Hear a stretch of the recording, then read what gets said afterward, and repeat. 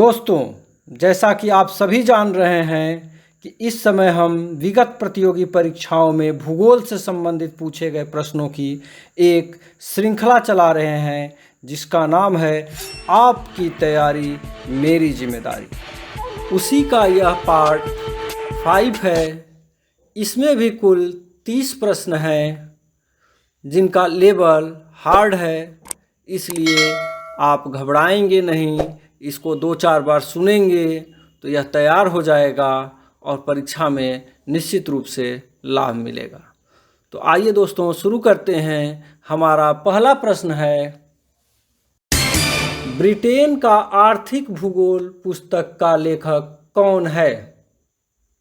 Answer है Smith. Smith ने Britain का आर्थिक भूगोल नामक पुस्तक लिखी थी।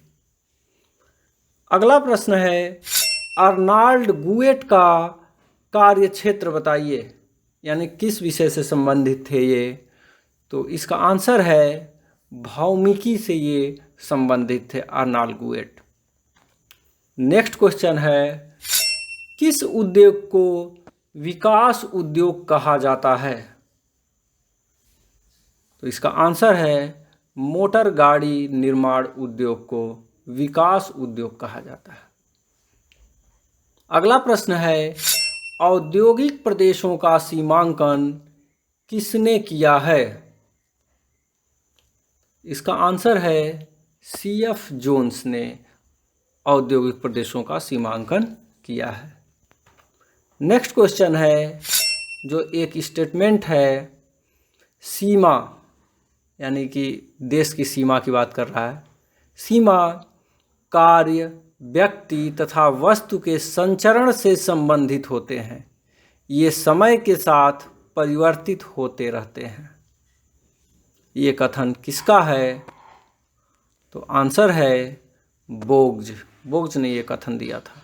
नेक्स्ट क्वेश्चन है, मानव समाज का अध्ययन पर्यावरण के परिप्रेक्ष्य में करना ही सांस्कृतिक भूगोल है, यानी सांस्कृतिक भूगोल की ये परिभाषा किसने दी है? तो आंसर है डिमांजिया ने। अगला प्रश्न है, economic regionalisation of India problems and approaches, यह पुस्तक किसने लिखी है?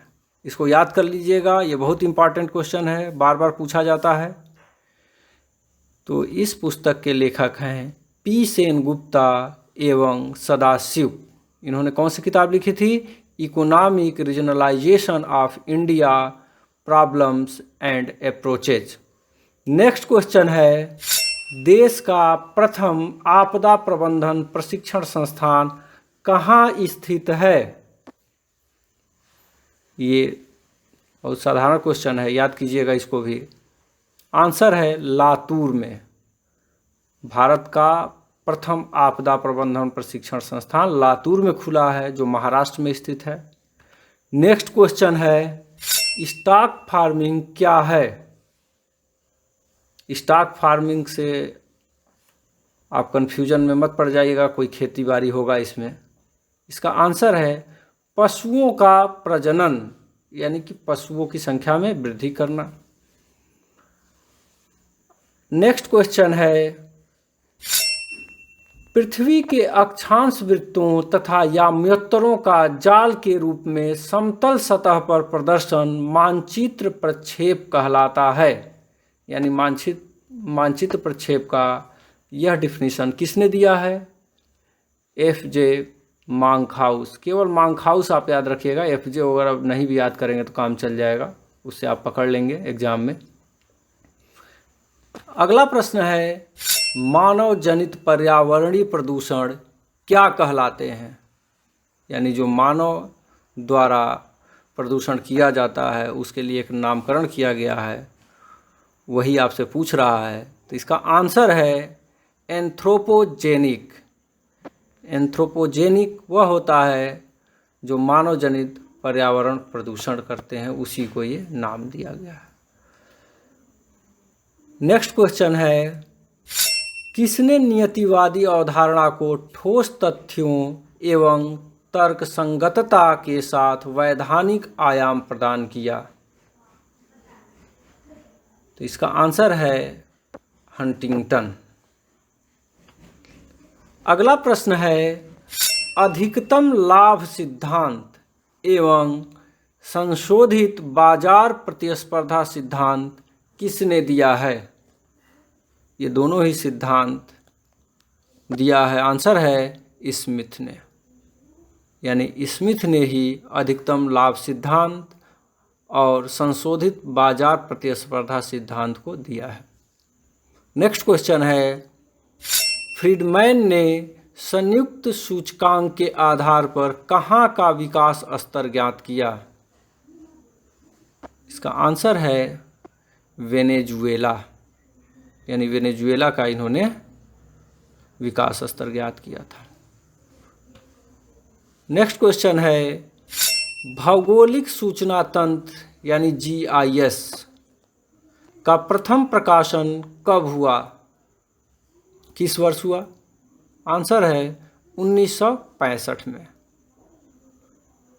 अगला प्रश्न है प्लास्टिक छायाकरण विधि किसको कहते हैं?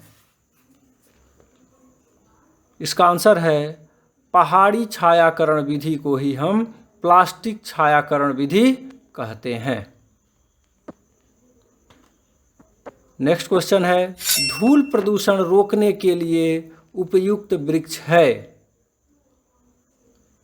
इसका आंसर है सीता अशोक, धूल प्रदूषण रोकने में बहुत ही कारगर होता है। नेक्स्ट क्वेश्चन है कौन सी नदी प्रदूषण के कारण जैविक मरुस्थल कहलाती है? ये भी बहुत सामान्य प्रश्न है, इसको याद कर लीजिएगा। इसका आंसर है दामोदर नदी, यानी दामोदर नदी में इतना प्रदूषण हो गया कि इसे जैविक मरुस्थल कहा जाता है। नेक्स्ट क्वेश्चन है लाइकेन्स किस प्रकार के प्रदूषण के सबसे अच्छे सूचक हैं? इसका आंसर है जलवायु परिवर्तन के। अगला प्रश्न है भूगोल में मात्रात्मक उपागम के विकास का श्रेय किसे दिया जाता है? इसका आंसर है एकरमैन।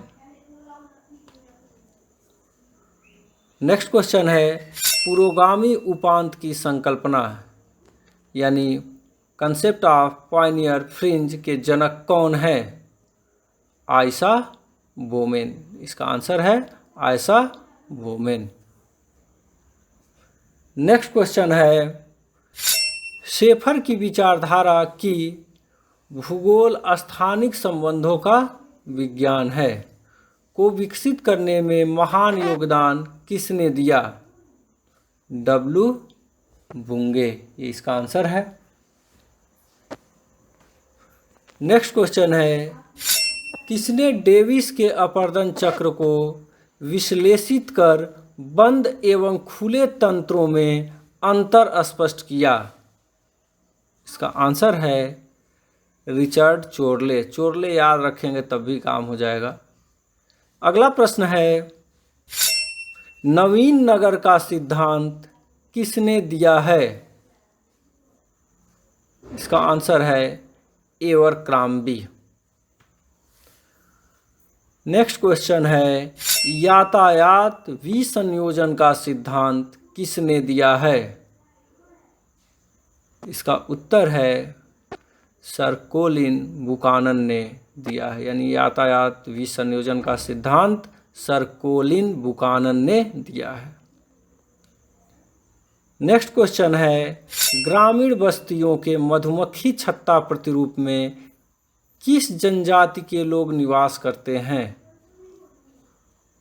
इसका उत्तर है टोड, जूलू एवं बद्दू। कोई एक इसमें से ऑप्शन में आ सकता है, इसलिए आप इन तीनों को याद रखिएगा।